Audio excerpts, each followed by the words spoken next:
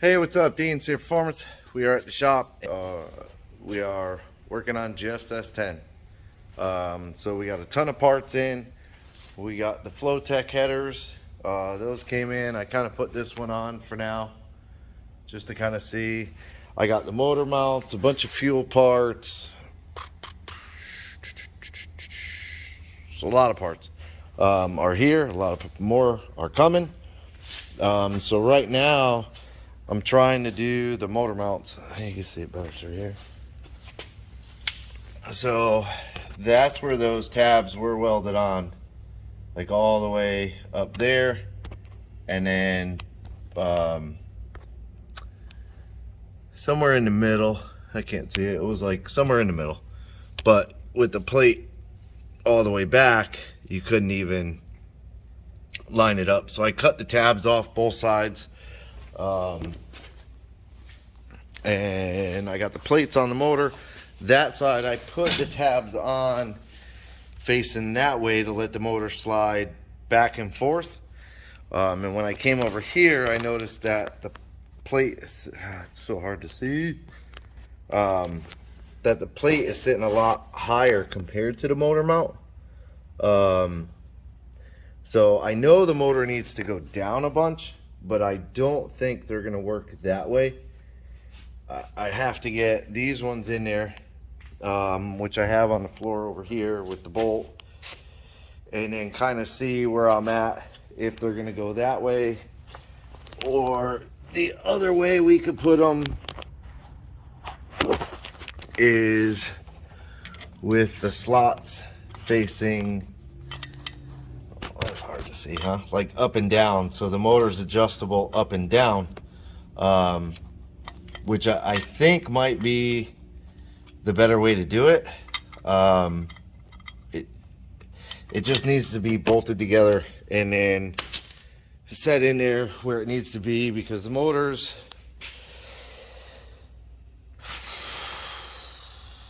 somewhat centered in it.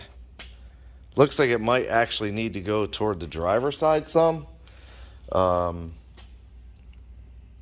I have to measure, and these are a little bit harder to measure because you can see the frame rail's thinner on the top here than it is over here. So you can't really go off the inside of the frame rail to the center. You have to measure like the rotor, like wheel width in a sense, rotor to rotor kind of thing, find center of that, and then go off of that, and kind of hang a plumb bob, so to speak. So I need to get that done, but the transmission's bolted in all the way around, so there's no need to have a strap on it anymore. Still have the hoist on it holding the motor up, but with the Flowtechs, they stick out really far, which I knew from my truck, having tried a pair of these. But being that he's doing a center mount single turbo, I think we'll be okay. Worst case scenario, I can cut this V-band flange off and take back, you know, I mean, that's a good like 1.5 inches or so, and get, I have new V-band flanges that I could put on back here. That'll buy me a little bit of space. We're not doing a radiator up front or anything like that, so this might work. I have to get in the tubing, which should be here today, so I'll have it down here tomorrow, and I can kind of get an idea on a 90, you know, how far out it's going to come. We don't want it to be too far. I may end up going kind of down on a 45 and then over and down. I don't really know. I get the turbo flange Friday, which today is Thursday. So the turbo flange should be in tomorrow. So if I can get all the motor mounts and everything all situated today, get the headers pretty much on. I have to order bolts. For some reason they didn't come with bolts. They're supposed to come with bolts. But I think I'm gonna have to modify that rear tube for the steering column.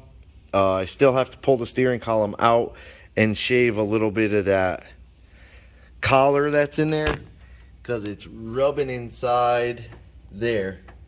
Whenever he turns the column, it rubs a little bit, and you can kind of see how the bottom is shorter than the top. So I have to square that off so that the column doesn't rub anymore. But I believe I'm gonna have to change the rear tube. Kind of just looking at this side. Yeah, I'm almost positive I'm gonna have to change the rear tube, which isn't too big of a deal. Maybe go down and up with it. Not really too sure, but I'll figure that out later. I just want to get the motor in and everything, so I'm gonna work on that and then I'll come back. All right, so I'm back and kind of got a lot done. What I did was, like I was saying, I took the plates, bolted them to the motor, and then I had already cut the tabs off. I set them in there, and then I put a level on the motor, level on the truck, level on the motor, to try and make it, you know, like the truck sits pretty level right there, and then rails are pretty level. So I put the tabs on to where they show like a side-to-side adjustment, and I centered the motor. I went off of the control arm bolt right there. Kind of see the end of the shadow on my finger. There's that lower control arm bolt there and the lower control arm bolt there. Measured them, centered it, double checked it with like kind of standing there and looking at it more or less, and you can see like the center of the grill is right in the center of the motor, somewhere around there. So the motor's set. I welded the plates out, just MIG welded them and then painted them black. All the bolts, you can get sockets on pretty much all the bolts, except the back ones you have to do a wrench because the subframe still blocks it and is in the way. And then I bolted the driver's side header on just to kind of see what I'm gonna have to do. So I'm gonna have to shape these brake lines a little bit better. These were off the ABS that sat, you know, up here, and I kind of ran them up, but I'm gonna have to shape them a little bit better, get them a little bit away from the heat. But overall it fits on there. The issue I'm gonna have is this tube here is just barely touching. You can hear it tinking. It's touching this back tube, so I may have to change the back tube, but I can't get the rest of it up. It hits the front tube, so I don't want to have to change all the tubes. So I think what I'm going to end up doing is pulling this crash sleeve off and getting a U-joint, like, and position the U-joint somewhere over here. Oh boy. Somewhere over here, and then use like a Heim joint off of a plate to hold the rod, and then do another U-joint and shoot the U-joint up to the column. And I may be able to get away with like just moving the column a hair over, the column shaft anyways, just kind of moving it a hair over. I'll have to kind of see how that lays out. Worst case, I can cut this tube like right here and cut it back off the flange, and then just come straight out and make kind of a curve and a curve back in, something like that. I mean, I have enough room on this tube here that I could pretty much weld anywhere in here. It's just up in here is where it gets really tight. So it'd be hard to get a full weld all the way around the tube. That's why these companies bend their tubes. They have jigs set up and they just know the bends are all probably all CNC bent. So it just it's repetitious, bend after bend after bend, and they all work. But where it comes to me, I have to buy a piece of tube with some pre-made bends, and go off of that and just kind of chop and cut a whole bunch of stuff. A couple of pieces of wiring that I'm gonna probably tuck up into here, zip tie it up into here. This is the rear harness piece, and then maybe fold it over and kind of tuck it down in there, something like that, to get rid of that slack so it's not rubbing the tire or something. Put a P-clamp here, zip tie it over there, something like that. Then I have to figure out how to remount my terminal panel, which I'll probably end up cutting down and maybe mount it, off the fender or something like that. Who knows? Few things to do, few extra little things to do. But overall, we're getting there. I thought, being that this head was farther forward, I thought this header would stick out farther, but it actually doesn't. They actually rolled the tubes different. This one I have plenty of room to come off with a 90. This one we'll just have to see what happens. I think I have enough room to get a 90 in there. We'll have to kind of just take a look at it and see, but I think I'll be all right. It's just weird how that one sits so much higher than this one. I mean, they're nice. They sit away from the valve covers. So if you were to run like a stock coil, you could get away with, a little bit different wire on a couple of the cylinders. So they're not real long and like dangling against the tube. But overall, I'm pleased with these. This is the first set of Flotex I've had, the up and forward style. But overall, they fit pretty good. This truck, we're doing a coil relocation, and I bought the ICT billet kit in there, but those are the wrong style coils. So I think what I'm going to do is still use the kit. What happens with these coils, this style coil, is that when you put it together, hold on one second, stay there.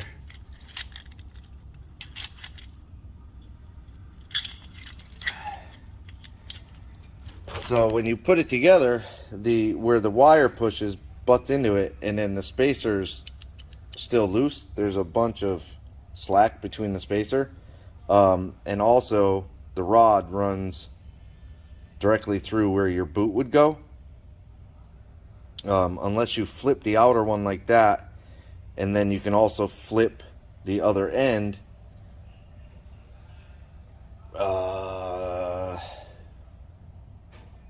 Yeah, it would just change the position of the plug, would move to the bottom, but you can flip the two outers. So the two inner ones are the ones that I have to worry about. But I think what I'm gonna do is make some brackets, just basically like pieces of flat stock.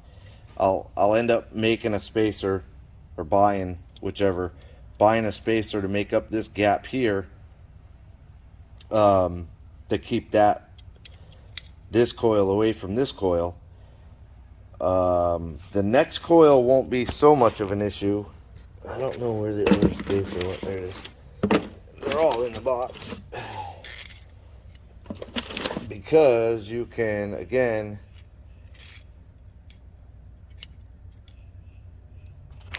flip the coil so that one's on that side, and the spacer works on those. So it'll look a little funny, but it'll work just fine because all your plug wires are coming off the same way. But you still have that issue where you can't get the plug wire on because of the bolt running through it. So these are like D580 and D510C style coils. So unfortunately, I don't know what I looked at when I thought this kit would work. But regardless, what I'll do is, like I said, I'll make a bracket. Hold on. See if we can set the phone up somehow here to kind of show it.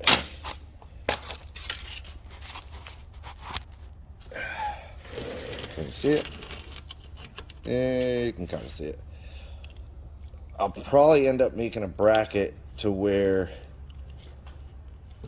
this end coil, this bolt will come out. Should come out. There we go.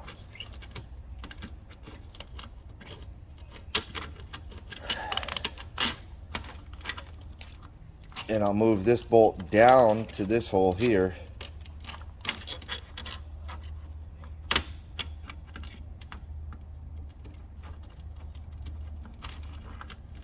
Okay.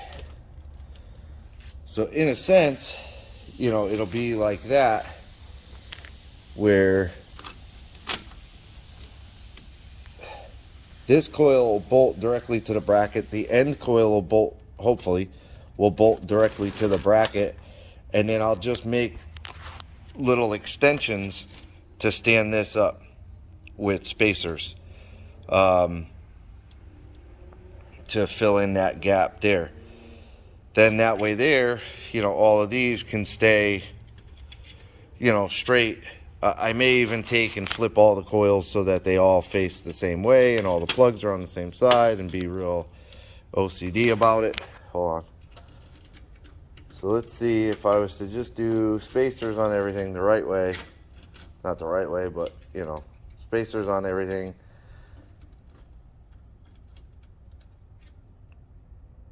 Oh, I stuck that through the wrong hole. Like that. Then, so far we got that. Then we'll grab bracket, coil. I'm not going to grab another spacer. I'm not going to worry about the other spacer right now. So essentially,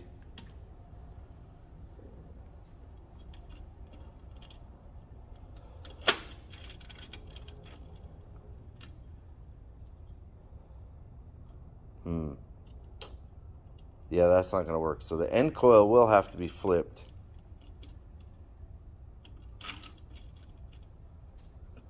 And then I'll just have to do all the spacing right. Oh boy.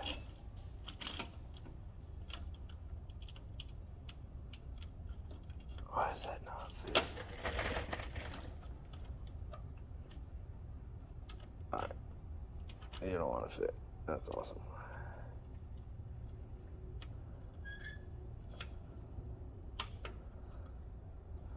So essentially it'll be something like this. And that end coil will be flipped compared to the other three. Just because this distance from here to here, if I was to flip the coil over and put it on, the bolt won't stick out. So right now the bolt's way out here. So by the time I push it all the way through, it'll be out, and then I'll measure all the spaces. Get extra spacers for up there, get the other spacer on there, and that's how I'll put those. Right now I have them where the brackets are angled in. It doesn't matter if I flip them or put them the other way, all the holes are basically the same. So that'll work for these. And then I think what I'm gonna do, because you know you got two sets, so it's gonna make it a little bit tricky on this firewall, being that there's not a whole lot of room on this firewall. But I may, on these, mount them kind of down there,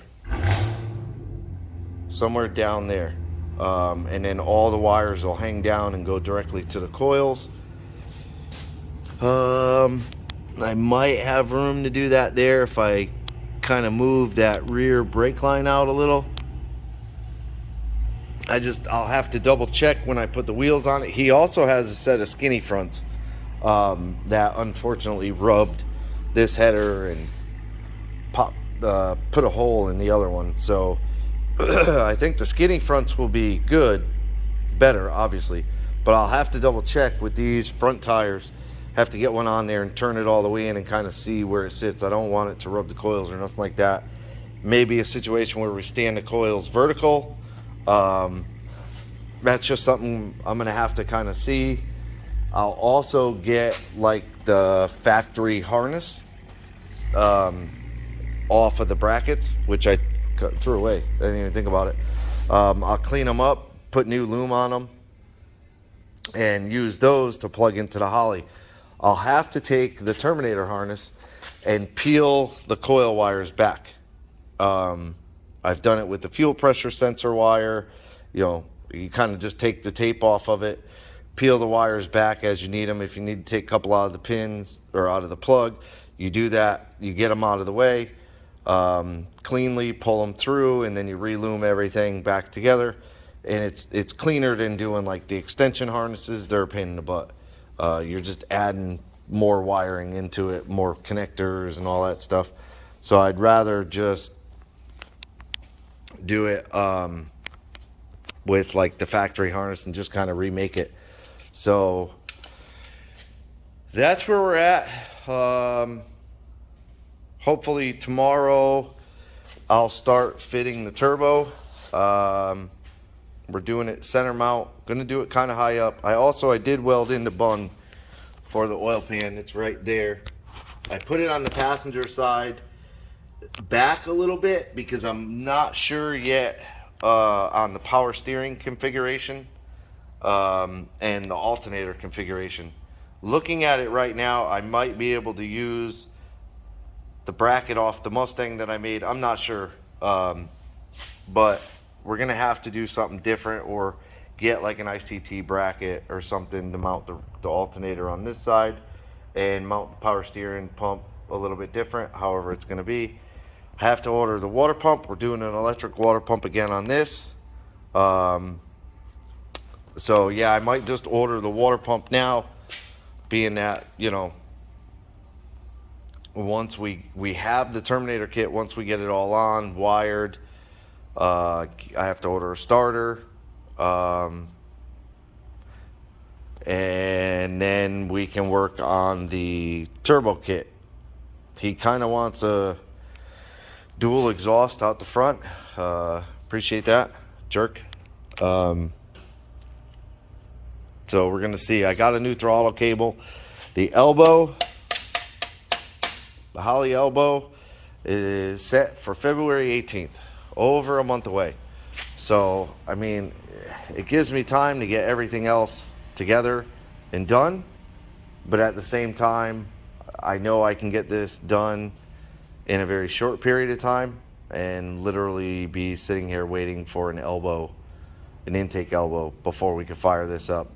And like I had mentioned, this has a different cam. This has an LS2 reverse split cam, and I'm very eager to hear this cam run, but we won't till we get the elbow. So Holley's working on it. I don't blame him. You know, we can only do so much with the resources we have. There's nobody out there that makes an intake elbow 4150 flange, that, you know, is priced the same as a Holley one, about $130 or so. So it's unfortunate that we can't just jump on a new one, but it is what it is. That's about it for this video. Appreciate you watching. Do me a favor, hit the like, subscribe, hit the bell to be notified of new videos, and stay tuned for the next one. Appreciate it. Have a good day.